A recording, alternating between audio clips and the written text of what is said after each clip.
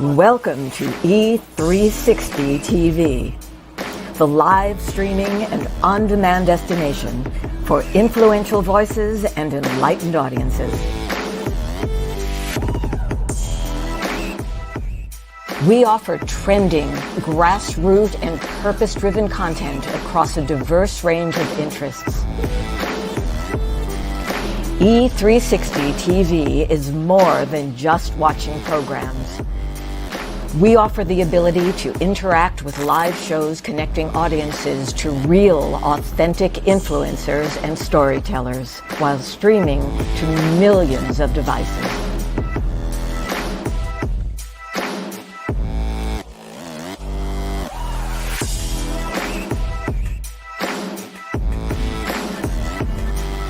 Real experiences. Raw conversations. One destination for it all. E360 TV. This world is changing more and more every day, and we've decided to change right along with it. My name is Dr. Lauren Michaels Harris, and I'm the president of Trajectory TV Network. At Trajectory, our vision is to provide a comfortable, creative platform for top content creators and storytellers from around the globe. We're also dedicated to providing this world with content that is healing, educational, empowering, exciting, and above all else, entertaining and transparent. So right now, I invite all of you who believe yourselves to be global game changers to use the link found here and simply take a chance. Schedule a virtual chat where you'll have the opportunity to share your vision for your very own global television show with me, the network president. So use that link, and together, let's begin changing and healing this world, one story at a time. And remember, whether you have years of experience in front of the camera or zero experience, it doesn't matter. What matters the most is your desire to share great content through television and a willingness to share it with passion and with purpose. You might ask, how do I know if I've fallen in love with my purpose and my purpose has fallen in love with me? It's easy when you've lost your voice because you just can't stop talking about it. I'll see you soon.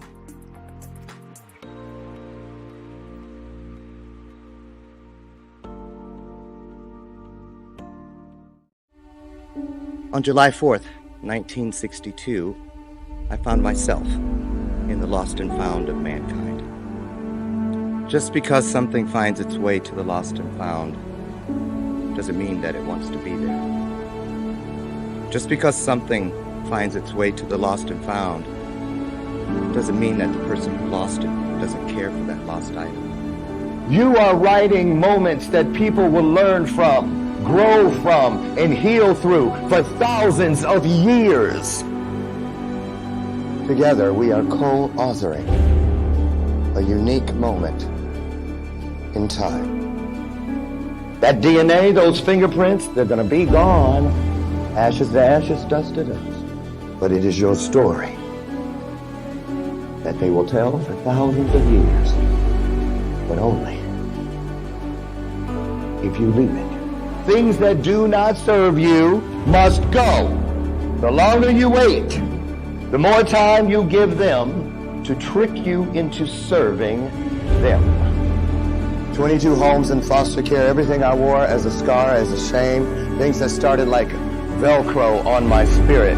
After just a few months, then years, then decades, I had believed myself into believing that they were indelible tattoos. Sometimes we have to be broken down to appreciate the view once we start getting up. I want you to leave this place and know that you have been changed. Why? How do I know it's true?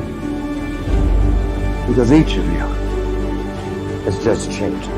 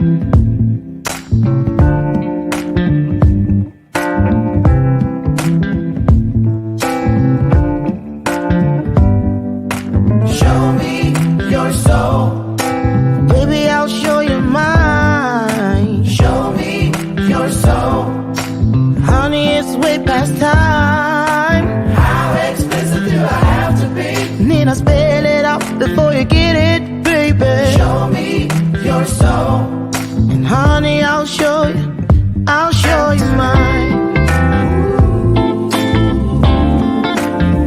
I'll show you mine.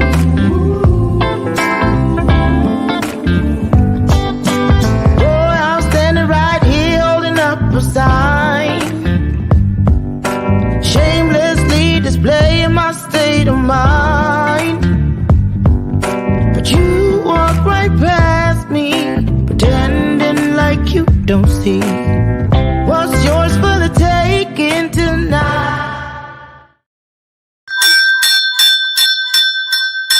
I'ma keep on ringing it. Sure am. Wake up. Wake that ass up. Wake it up. It's time, y'all. It's Monday. It's Monday. And it is a beautiful day. Yes, it is. Every day above ground is a beautiful day while you're playing. Come on, give me an amen. Put it in the comments. Welcome to today's installment of Bathrobe Moments. And I'm your host, Dr. Lauren Michaels Harris. And I am so blessed beyond measure. Why? Because let me just keep it real. Bring it on down a notch real quick for a moment so y'all think I'm just giggity, goo, goo, goo. No, I'm bringing it down because I'm going to tell you something. Y'all know how blessed we are that there is a promise out there that guarantees us when just two or more of us, just two, you're one, I'm one, that's two or more of us comes together, wonderful stuff happens. All of it, spiritual magic, I call it. And today is no exception. We got a great show for you today. That's the bell of purpose. You see, I didn't slip and fall on it. No, I rang it on purpose with purpose. Why? Because just like that bell has a ring to it, so does the truth. And sometimes we get busy making oatmeal, flat iron the hair, putting on them big old, at 20 minutes per eyelash. Y'all know what it's like to be stuck all over. I know, I got 6 sisters, I know.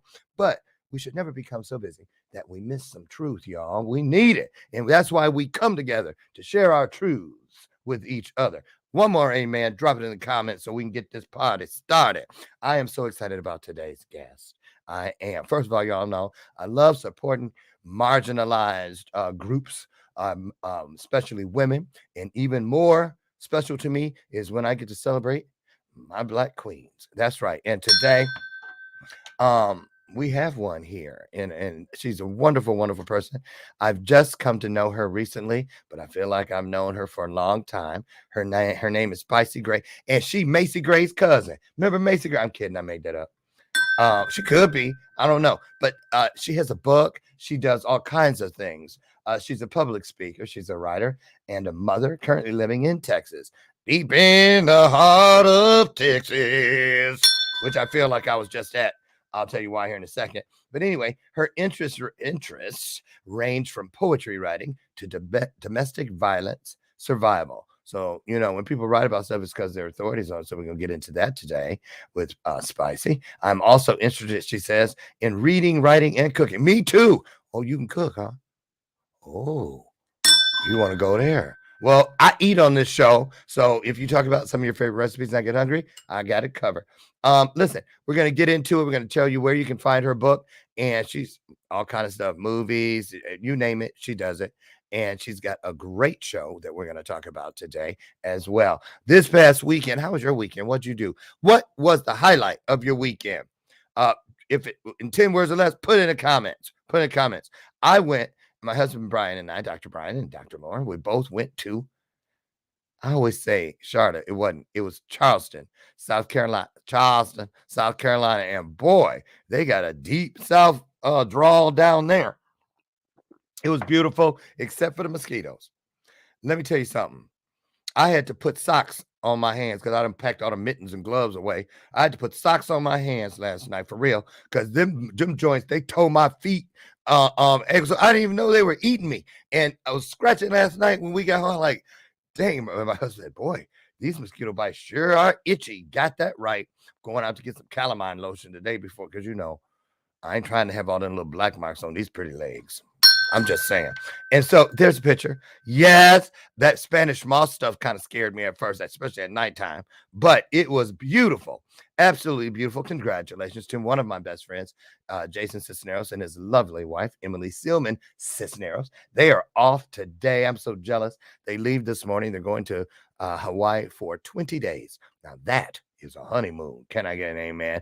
Beautiful time with beautiful people, but we're home now and we're going to get started today. And listen, Spicee Gray is in the house. It's her first time with us.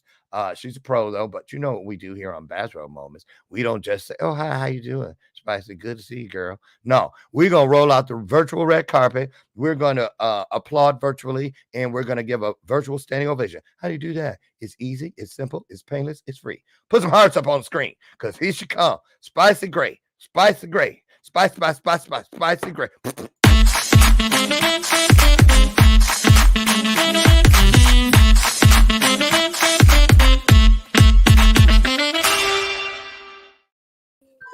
You know, that the countdown clock is the jam. I love it. I love it. I love it.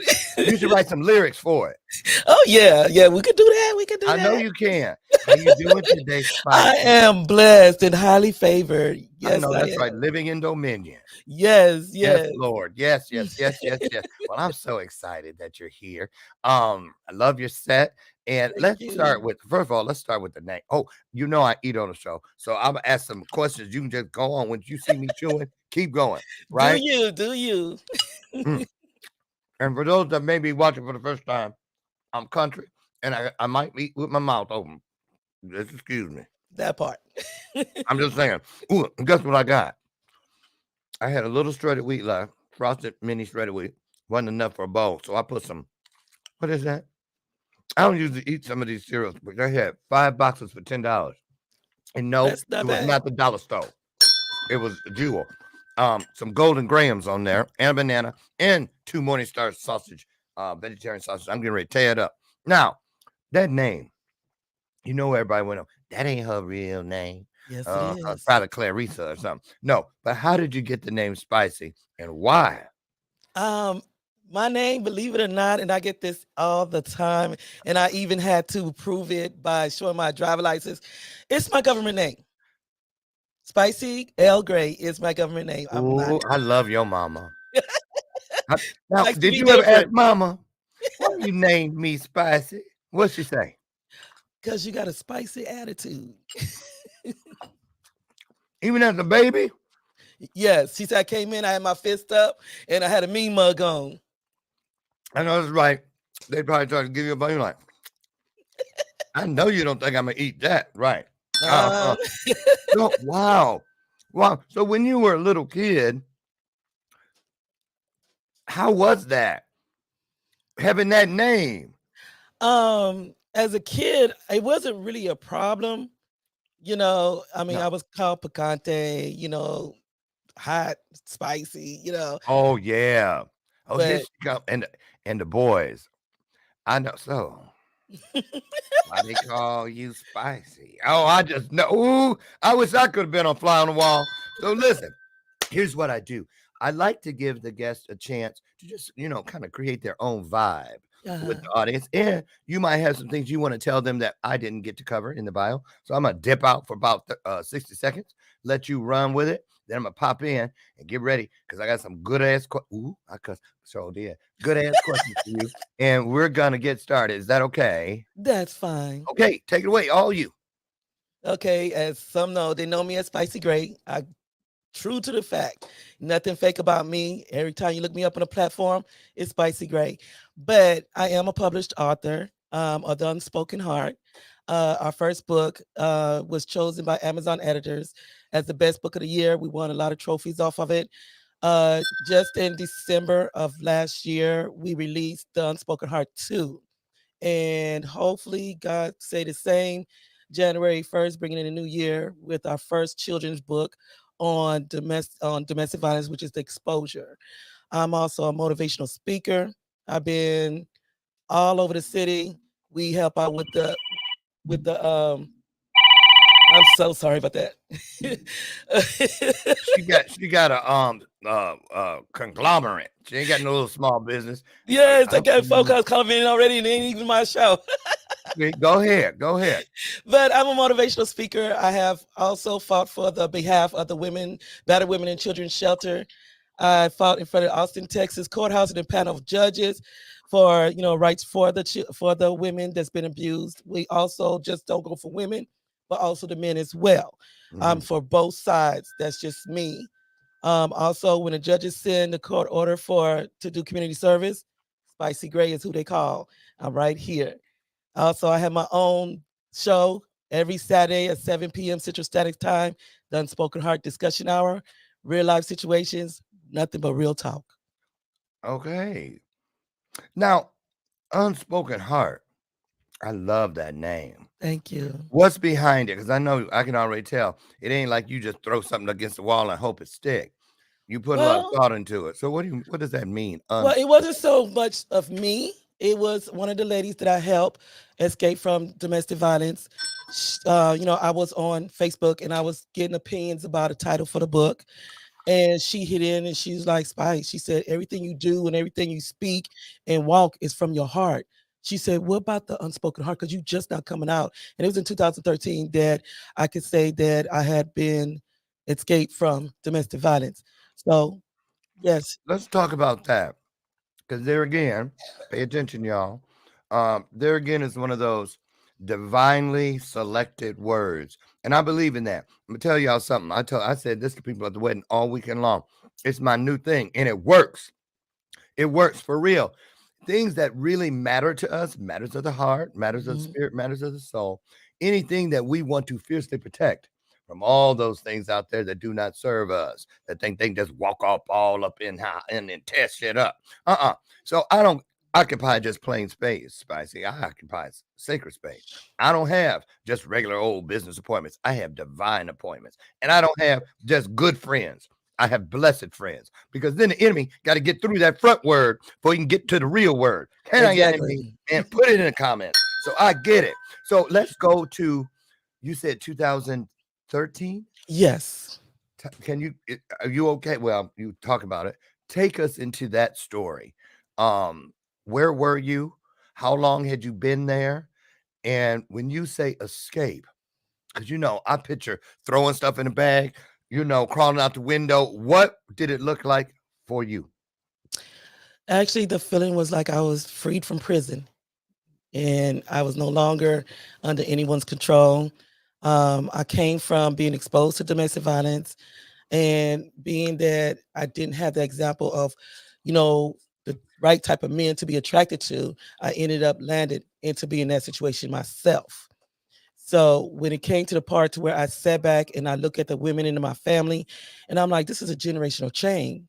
And you know what? I have to break this, and it's going to break right here.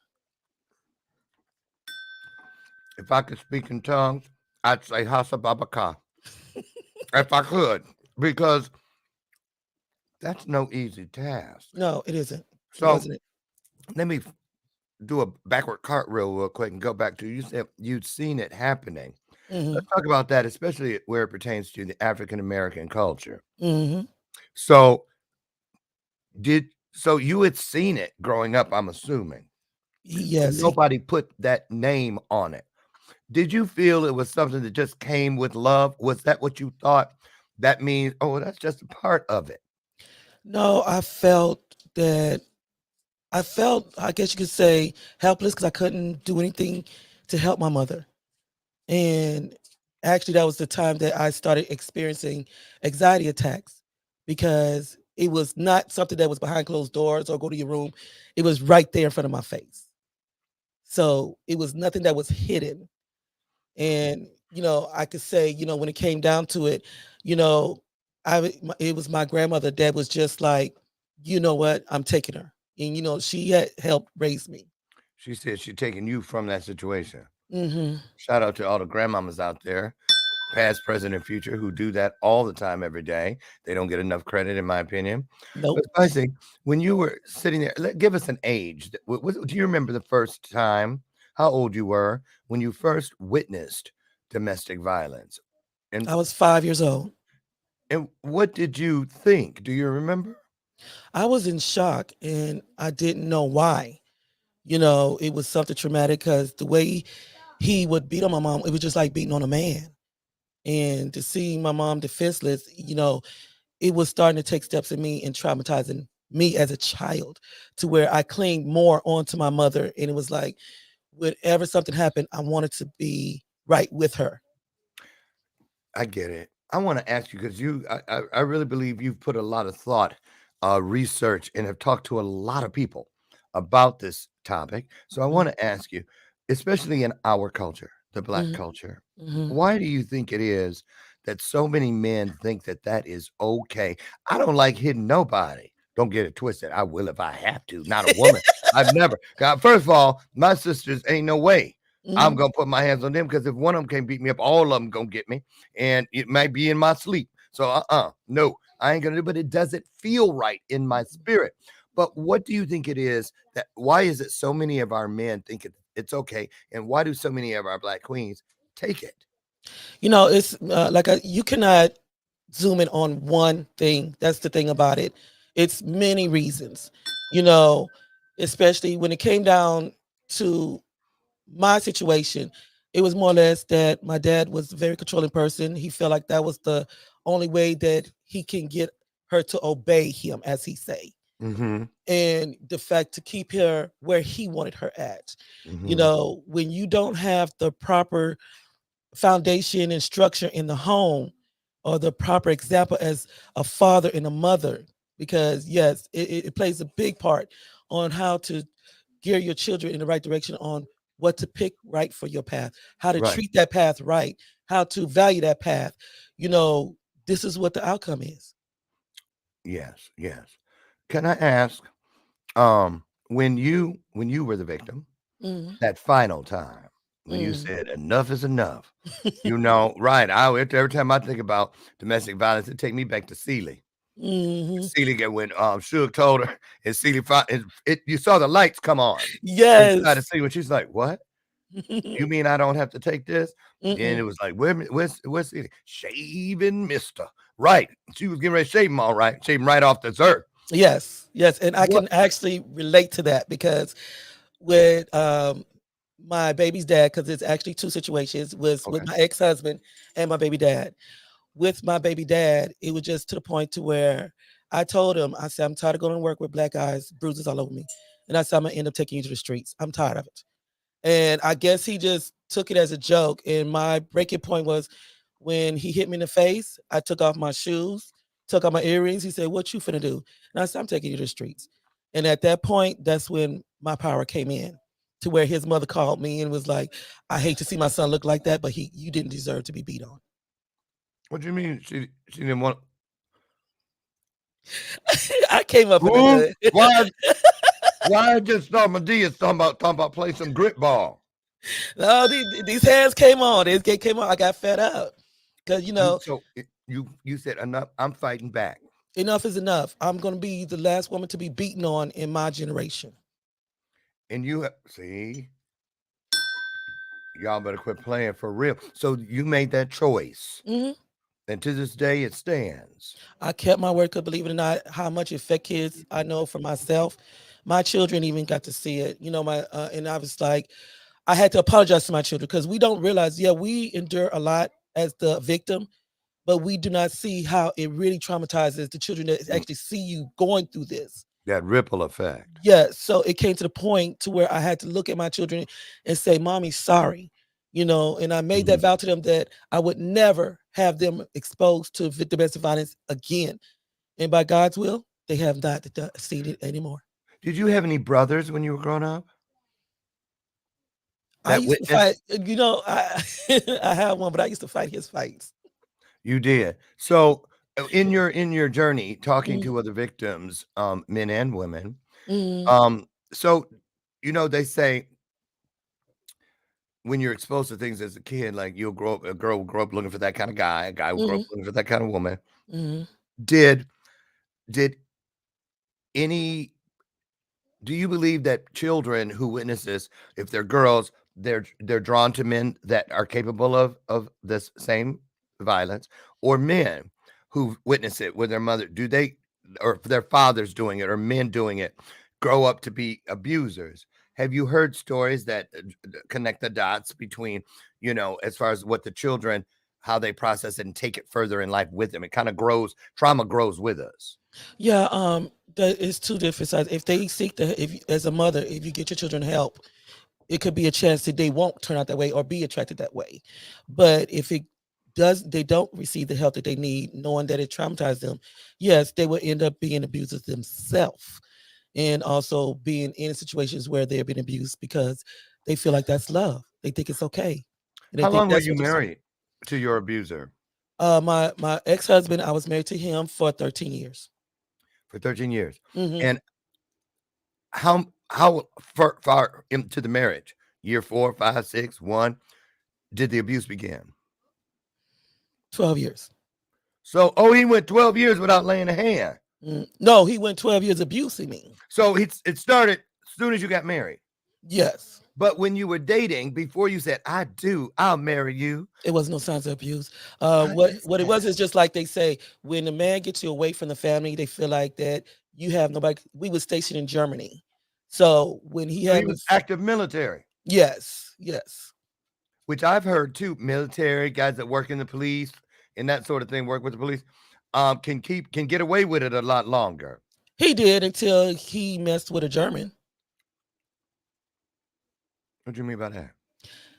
As the wife from America, no, they didn't listen. They didn't do anything. It was just like brushed under the rug. But then when he was committing adultery, and it was with a German lady, And he hit her. that they wanted full action.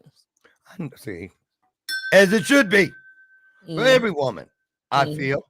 So let me ask you: when you got all all these years, this is what people always say: "She a damn fool. I'd have been out the door the minute that." Oh, I almost said the N-word. Touch me or whatever, and they think it's so easy. Talk about that, okay? Talk about that. That's the part I don't think we get to hear from the victims enough about that mindset of, Mhm. because a lot of these abusers are narcissists, Mhm. and that means that there's an extensive grooming period, Mhm. and they break you down, like you said, you alluded to getting you away from the family so that Mhm. when they start they bullshit, you feel you have no place to go. But talk about that piece. Like, how does that go? Let's say you get beat up on Wednesday, Mhm.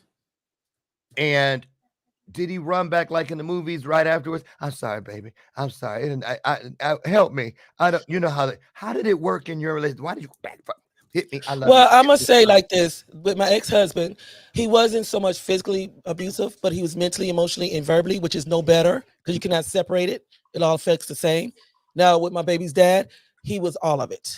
So He you're was all of saying it. all those forms of abuse hurt as much or worse than getting hit, pushed, punched, whatever? And neither one is worse than the other because they all could kill you.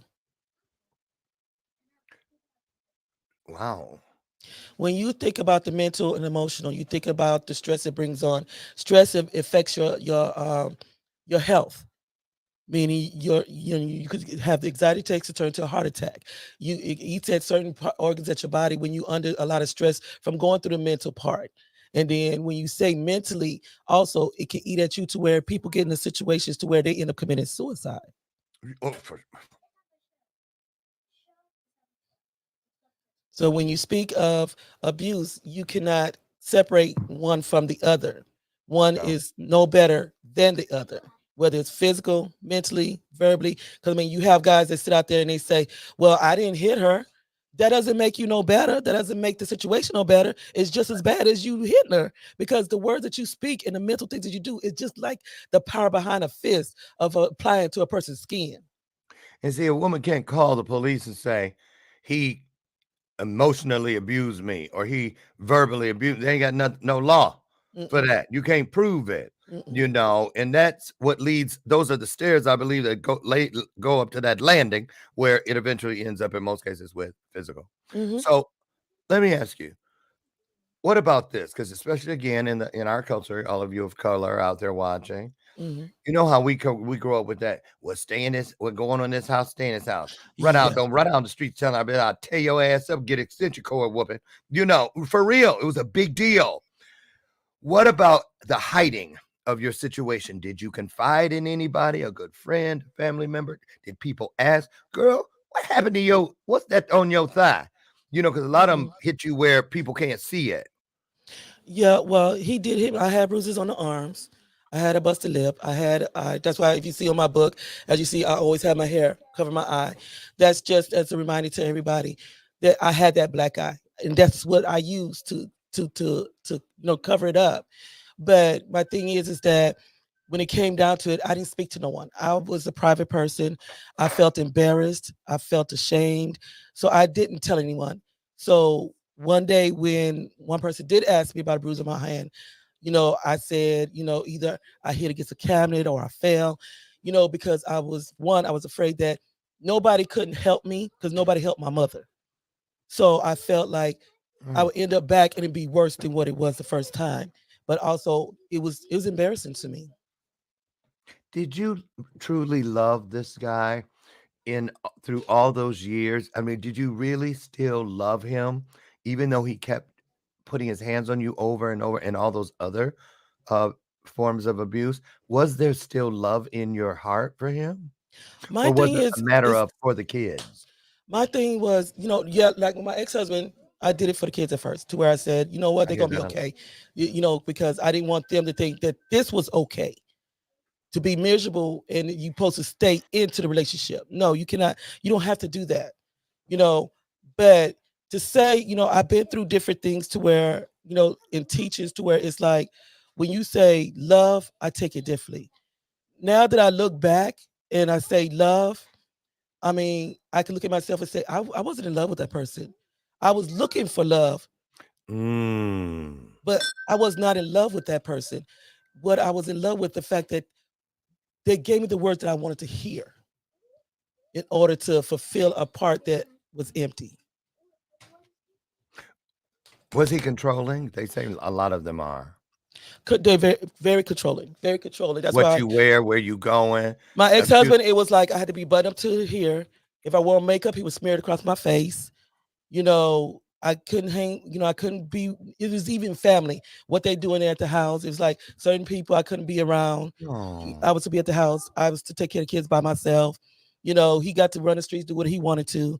So when I speak of when I finally left, I felt like I was free from prison. It was that day when my mom and my attorney was looking for me. And she was like, "Where are you at?" I said, "I'm in San Marcos." "What are you doing down there?" I said, "Mom," I said, "I'm free." Mm. It was at that point, it's like he had so much control to where I finally realized that I could do what I wanted to do. I had a mind of my own, I had emotions of my own. Being in that situation, they could have you to where you can't even think for yourself. You feel like you have no control over anything. They say sometimes, I've done a couple TV specials about domestic violence, and I've had the perpetrators who have, gotten help, a couple of them, and we're talking about the former versions of themselves. The abuser is what I'm Hmm. talking about. And a lot of them said they could feel when the woman was getting stronger and there was the jeopardy, the possibility of her leaving or escaping like you did. Talk about that if you could for a moment. Um, when you started formulating your escape, because you knew you were leaving before you left, Hmm. right? Hmm. Right? Was that scary? Did you start that process and abandon it? Did you like I'm leaving today before he puts his hands on me again? But then something kept you there. Did that ever happen? Well, with my ex-husband, I could say, it was like when the time came, I was like, I had enough. And it's like I would call my mother. I never forget. I called my mother. My son was at school. I had just my daughter, and I said, "Mom, come get my things and come get my daughter, and I need you to hurry up." And she was like, "Well, what's going on?" I was like, "Just come get my child and get my things." When she got my child and she got my things, I tried to hurry up and get out of there. So when I left, it was scary for me because it's like when I decided to come back to get some more things, I seen this note on the door. It's a big old note, and it was saying "Welcome to hell" From who? for me. It He was my was saying, "Welcome here," like, "Oh, you done did that's your ass now." yes. The You exact thought words it was was bad. "Welcome to hell," and Ooh. I had a bad feeling. I had my cousin with me. I told my little cousin put my kids in the car because I had a bad feeling that when I opened his door, it was not what I was going to expect. And when I opened the door, it was everything was destroyed. Everything to where the cops said if I was there, I would have been dead. See, that's what I was getting. You took it right out of my mouth. For real? Yes. And it didn't stop there. When the courts granted me my divorce, when they granted me to move back in the house and for him to stay away, he was even on probation. He didn't care about all that because he still broke in my house. He broke out the back window. He was following me to where the police officers had me hiding out in hotels. I remember waking up at 3 o'clock in the morning and them beating on the door. He found you. Get out here. Let's go. Let's go get the kids. So yeah, it was hard to get away. I imagine. One last question. We're going to go to a brief break, commercial Mhm. break. But I want to ask you, because they don't hide it. So I'm assuming, correct me if I'm wrong, that your children at least once heard, saw you being abused, right? And I know how kids are. I was in foster care. I saw stuff and we'd all huddle together because a lot of times we thought, oh shit, we next, Mhm. and you feel so helpless and it's scary. How difficult was it for that initial conversation between you and your children after, like, he's gone, things have calmed down, but you can still see the fear light in their eyes? Mhm. What would you say to them about why this is happening and why are we still here? How did you make them feel safe? At that point, I could say that all I could do is just hug him, and because they would cry and they would run in the room when he left, and they Oh, would hold me. They would hold me. oh, The actual talk for me didn't come until I escaped, and I gave them my word that I would never, never have them in that situation again. oh my God. Because Oh, it was a breaking point with my ex-husband, and then there was a breaking point with my baby's dad. oh, Spicy. I get it, girl. I get it. Why and how you do the work that you do and why you're so fiercely protective of Yes. when anybody, man, woman, animal, vegetable, comes in and threatens all that is sacred to you. We're going to come back here in just a moment, you all, and really get into what Spicy reached for and keeps inside her arsenal today to make sure this road will never be traveled again. Don't go away. We'll be right back.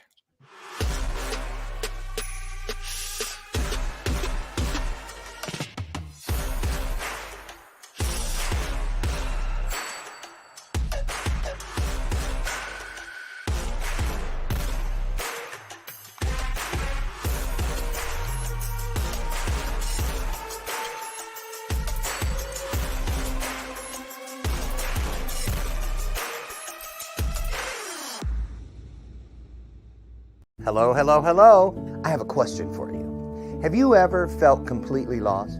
You know, seeking purposeful direction that could and should propel your mission within your divine journey to that next level, but still it hasn't happened. Well, my name is Lauren Michaels Harris, and I'm the founder of P3, the Journey Series. People come to me because they're wounded. Many are scared, and even there are those who are bruised simply because they feel that they are increasingly, for whatever reason, losing their ability to dream. Now, this P3 program is not for a person who's just looking to start a business, no, but rather for those of you out there who have been on your journey and you've been navigating within your divine purpose, but you still desire to elevate to that level that you have not reached yet. If this is appealing, if this describes you, then I want to have a chat with you. I want to hear your story. So use the link below to get registered for your free seat at P3, the Journey Series. And let's get started. One story at a time.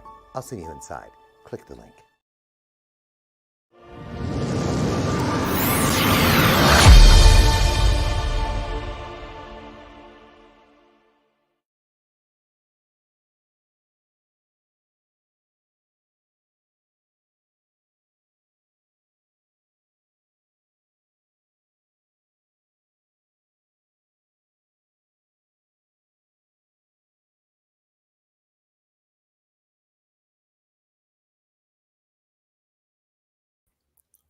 Okay, well, Comcast decided to show their butt real quick. Anyway, welcome back to today's installment of Bathrobe Moments. I'm your host, Lauren Michaels Harris. Before we get the incredible Spicee Gray back real quick, if you're looking for a way to level up, to get rid of something that may not be serving you in your life and just change it up, I encourage you to try this. I did it. I got rid of the Mountain Dew years ago, the Diet Coke years ago and reached for V8. I love it. It is 100% vegetable juice from concentrate. There are 60 calories only in every can, and 2.5, count them, 2.5 servings of vegetables in every one of these little babies. They're easy to find. Head down the juice aisle at your local grocer, pop the top, say, I'm glad I had a V8. There you go. Thank you, V8, for your support. Spicee, get on back in here. We got a lot of ground yet to cover. Welcome back. And as we come back, I just want to thank you for being vulnerable and for sharing and pouring into us today. I wanted to go now into a little bit about the solution part, the piece. Not only that, who's is that? I don't know what that was. Somebody calling? Don't nobody call me, so it must be you. Just saying. Let's talk about your process and what you share with women and men today, anyone, about changing the narrative. What would you say are the top 2 things that keep a person stuck or believing that there's no way out? The fear is one. That is like the master key to every motion in your body, to think, to move, to actually know that what you're worth. So when you could overcome your fear and you can know your worth and learn how to love yourself, you're able to step away. And what is the biggest pushback? The objective? Because I've also heard, matter of fact, Jason Cisneros does a lot of clandestine rescue missions. They go and they rescue women from these situations, and they say you'd be shocked how many times they show up. They go to other countries, states, and go to get these people back. They know where they're at, and how many times they'll say, "I can't go. Stop, leave me here," because they're so afraid. They're more afraid of what'll happen if they leave than what is happening where they're at. So, what is the number one objection you get when someone confides in you finally that this is my reality, and you say, here's what I can help you with, but then they change their mind? And I'm sure you've seen it like, girl, she went back. Does that break your heart almost even more than, you know what I mean? Because now they've been introduced to something that could help, but still they don't see it. Talk about that if you could. The thing is that you don't know, the next time might be the last time. And that's my fear. And my thing is a number of reasons why they go back and stay. Things could be financial. Like I said, number one is fear. Oh yeah. Financial, to where the abuser have them in the position to where they feel like they cannot make it on their own, or wouldn't nobody want them, they're just lowering their self-esteem. So it's many key reasons why they go back. But the number one is fear, because their life's been threatened, their kids have been threatened, or they just afraid of what this person's going to do. Because it was just like with my baby's dad. He says, if you don't get over here, you already know what's going to happen. So the abusers put that fear in order to have that control, so that person won't leave. Yeah. They groom them. So what about this one? Have you ever seen this? You see, because this is another part I've heard, that a lot of these couples, they'll be out and about or at family gatherings and things, and there's a face they put on, a facade, if you will. Have you ever been anywhere, seen a couple, and you can tell by the way she's acting that it's a front and that there's something deeper going on? And if so, do you turn a blind eye? Because sometimes, well, it ain't my business to get in there. What do you do when I know what's going on with you, girl? Do you try to get them in the bathroom and say, listen, if you ever want to get away, talk about how you handle that? My thing is that you could pretty much tell by mannerisms, actions, especially if she keeps looking at him at every question or every movement she want to make. She's looking at him in a certain way, or he give her a certain look, or you watch the body language. You won't do. Yes. So, what people don't understand, and they ask me why I get involved. For one, the first time you see it and you don't do anything, you are a part of it. It's just like you part of that abuser. And I will not stand for it. I'm not going to turn my head. Wow. So this fire in you, this passion, because the situation, like most of the situations that those of us who work from a service, a heart service space, sometimes it can be overwhelming. It seems like, God has given us the apple is so huge. How do I take a bite out of this issue to make a difference? Mhm, Um, tell us about, because you have. Let's go to the show. mhm. Unspoken Heart. How long has it been out? Where can people find it? Well, the Unspoken Heart Discussion Hour, we have been up and running for 4 years. Congratulations on that. And I'm very proud. I started off with just me, and now we have other cast on to where we're just a big family. We talk about real life situations, real talk. Um, the ground effect of it that it involves is domestic violence. We get into also relationships, loves, healing, educational awareness, and also justice for ones that have lost the loved ones. I know that's right. Oh, wow. Now there's a piece you don't hear of very often Hmm. with people who do the same type of work. Kudos to you. Thank you. So okay, and the show airs when again? Every Saturday at 7 p.m. Central Standard Time. And where's the best place people can find the show? They can find it on YouTube, Facebook, Twitter, and Twitch. Okay. And if there are any of your followers out there, and I know there are, that could drop a link in to the comment section if they know it, of where people can find it, because we were so busy chatting, we forgot to put it in. Yeah, well, Mr. Britton Carter, he's one of our speakers on the panel of our show. So, Oh, Britain. yes, he can actually do that if you would, Mr. Please. Yeah, drop that in for us, Britain. Thank you so much. And let me see. We got 5 minutes or so. No, we got more than 5. We almost got 10 minutes. So let's go here. Let's talk about resources. Hmm. Let's say, because is there a hotline, or what do you tell people is, when you give them resources and they may not have a Spicee Gray in close proximity to reach for, Hmm. and I'm assuming this can make a person feel very much alone. Hmm. No one's gonna believe me, Hmm. blah blah blah. Where do you tell them to reach out to first? Well, I mean, they can come to me first. I have my own business line to where they need to talk. I have the resources here, but they can also go to 1-800-799-SAFE.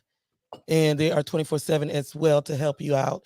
And there are people out there that do care. You know, it's sad to say that we can't really depend everything on the police department. But if you have a battered women and children's shelter nearby, please take up the resources. They do offer free counseling for you and the children. So, and it's not just for women. They also, through Salvation Army, they also have one for the men. Okay. Now, I want to make sure I got this right. You said 1-800 Mhm. 799 Mhm. SAFE, SAFE. Correct. Okay, we're gonna let that run along the bottom of there for you guys to write it down. Not just for yourself. Don't think I ain't got to write it down. I ain't. You might. There's most likely someone in your sacred circle, Mhm. the 5 people closest to you, that is experiencing this right now. So just write it down. You'll be glad you did. So, what do you tell us a little bit about the book? Let's talk about the book real quick. Okay. Well, the first one we have, like what I have right here. This is my first actual book that started off. This is what I call my baby. Oh, And actually, with this one here, this is where the pain and the struggling to heal from the fear and all the pain I was going through. So in this here, it's true existence in a poetic style. And the one that was just newly released is the Unspoken Heart 2. And through this, you could actually feel the strength in me rising up and me loving myself. So if you get the first one, you can feel the pain, but you won't feel this one unless you had the first one. okay. Mhm. So, and I'm gonna just say it. That ain't no. A lot of people say they got a book, and this really should have been a brochure. Mhm. You know what I'm saying? Because about 3 minutes later, you done with it. Yes. Hey, but that's got some meat in it. Hmm. Well, let's Yes. talk about this. Was that? It would seem to me that you would have to be pretty vulnerable. Hmm. in there. So how was that? What did you find this process cathartic? Was it healing uh for you?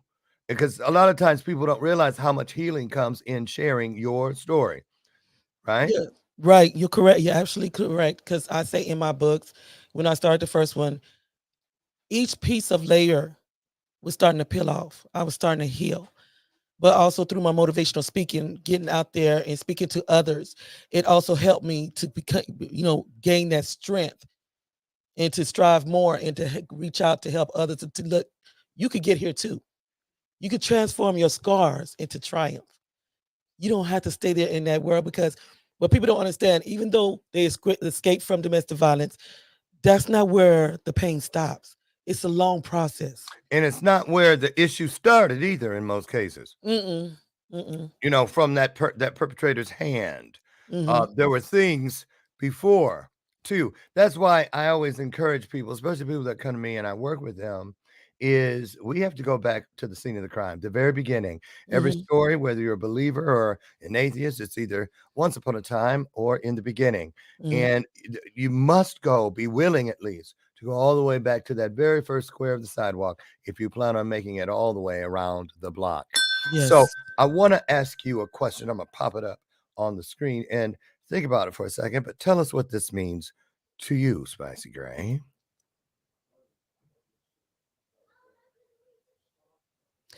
Faith to me is having the courage to step forward and to step out on what you can accomplish. And but also knowing who God is. And if you know who God is and you have faith in him, Mm-hmm. you can overcome all things. Okay, and faith is a place, y'all. I don't believe faith is a thing. Faith is a place. I choose it to be a place. And it's like hot gum on the bottom of my shoe. Every place I go, I want it to stick right there. I ain't trying to scrape it off, change a shoe, none of that. So, Spicee, let's one more thing. This is a big piece too. I saved it for last. A lot of us think that once we start navigating within that divine space of our journey where Mhm. we're doing it, you've become an authority, you've lived through some stuff, you Mhm. are an authority, you're trying to show the world, you're trying to do better, you're working from a place of service, you got a sacred circle of people close, and a lot of people think they get it twisted. They think, well, all the things that do not serve me are going to go away now. No, they strap up. Mhm. Just because we want to divorce those situations that are not serving us does not mean that they want to divorce us. So Mhm. what I'm getting at is, and I've seen it recently, where on your page, that's kind of what brought us together. We don't have to mention no names or nothing. We don't have to mention no names, but you and I went two different routes with that because I know me. Mhm. I used to have a real issue with anger. And Mhm. I'd be, and let me tell you what else, and God has changed that in me, softened my heart, gave me a new way to get the Mhm. job done. But Mhm. I saw you. You went live and you did it not as a Gladys Kravitz, remember her from Bewitched, gossiper, Mhm. trying to a shit starter. All of Mhm. that. You weren't coming from there. You were Mhm. coming from a place of number one, fiercely protecting everything you've worked for and built, Mhm. but also to let others know, look out for this one. Yes. Without mentioning names and stuff or whatever, talk about why it's important to you when you take it to the streets, as you put it, and you put it in front of people and you expose yourself and say, look, yeah, I let this entity, Mhm. I left a gate unattended, if you will. Mhm. Don't get it twisted. Here's how it works. Talk about why that is so important to you. Well, Just one, you got to look at what giant you're dealing with. Because as you know in the Bible, the giant was also knocked down. okay. Now, coming from where I come from, like I tell people, it doesn't always have to do with, okay, she came up in the hood or she was raised by, uncles. Yes, I came out of that. I fought to keep my kids out of that. But baby, Mm-hmm. don't get it misconstrued. It's still there. But my thing is, I come from a place of love, healing, support, and uplifting. And my thing is that if you're not in this peaceful place for support and love and forgiveness, then you don't need to reside there. But one thing I'm not going to do is I'm not going to entertain or feed you, because when you allow somebody to be fed, you giving them the ability to damage more. But if you turn away and you just got to say a few words, you ain't got it down and everything. Like, no, But when it comes down to the Unspoken Heart Discussion Hour in my cast, that's my baby. Okay. And when you say business, I've been supported so many people business. I uplift them. I, try to help them the best way I can, because I want everybody to prosper. If you get above me, I'm happy for you. That's what I want, because that's just the problem today, is that, and especially with our African American people, we're too busy trying to tear each other down and trying to hate on each other to where we can't get anywhere. Right. When really, if we can stand together as a village, can you imagine how powerful we could be even in our own business? Girl, absolutely. I just came from Romania, and my thing is called the power of we. If I would have made that joint the power of me, girl, I'd have been, only event I'd had was going to the dollar store every Saturday or something. I wouldn't have had it. It wouldn't have done what it's done and been what it's been, and can still continue to grow. It is when we come together. That's what the promise guarantees us, And so I am just so grateful for you. I'm so proud of you, and I'm honored, truly honored, that God has brought you into my sacred space, and I welcome you with open arms. I really do. I love what you're doing. Thank you. And I can feel your heart. Thank you. I can feel your authenticity. I know you're the real deal, and I know that the world is going to just embrace you completely. Keep going. Keep going. I Keep surely will. going. As we get out of here, unfortunately, we've run out of time. I ain't shame. Closed mouths don't get fed. So, I hope one of these days, hello.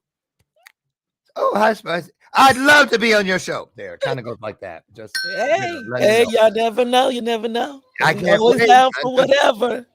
And you're welcome back here anytime. Bring any of your cast. Britton, love him like a brother. And matter of fact, going to do some work with him in his movie. And I hope to meet you soon. I really do. It will happen. I would thank you so much. You guys catch Macy, Lord Jesus. I knew I had to have one senior moment. I'm 61 in a couple weeks, 4th of July, y'all. I don't care. I love it all. Come as you are. Listen, get over and check Spicee Gray out and all of her work. I believe someone has dropped the comment into your comment section. Well, actually, it's the Unspoken Heart. He put the I instead of a U, but it's the Unspoken Heart 70 at AOL.com. Okay, we'll get that tied up. And I have it in your bio. I'm going to take all of Spicee's links and put them in the show notes immediately at the conclusion of today's broadcast, which unfortunately is now. Listen, I want to thank you again. It has been a great way to start this week, a great way to start this day. And I love, love, love what you're doing. And as for all of you out there, I honor you and I thank you, because I could not have done this without you. Let me tell you something about trauma. All those people, every lie, every betrayal, everything that ever hurt, every tear you ever cried, number one, every syllable of your story was written from a tear that flowed from your eyes. Remember this. Bless those things that tried to take you out. Honor those things that tried to hurt you, because why? You could not have gotten to today without them. They thought they were here to kill, steal, and take, but look what they did.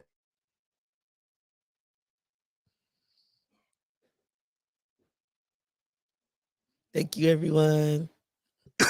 I'll see you here tomorrow morning. God willing, I'll meet you at 8 a.m. Central out on the front porch, where together we create another divine moment in time, another illuminated conversation. Where? Right here on Bathrobe Moments. And as I tell you every day in party, I love, love, love you. And there ain't a damn thing you can do about it. Bye, y'all. Bye, Spacey. Bye. Thank y'all. I love you. I love you too. I'm serious, girl. I love you. Keep going. I'll see you guys tomorrow. Get out of here. Have a great day. Bye-bye. Bye.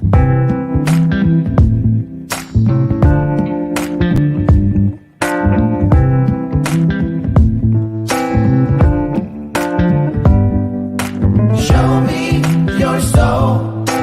Baby, I'll show you mine. Show me your soul. Honey, it's way past time. How expensive do I have to be? Need I spell it out before you get it, baby? Show me your soul.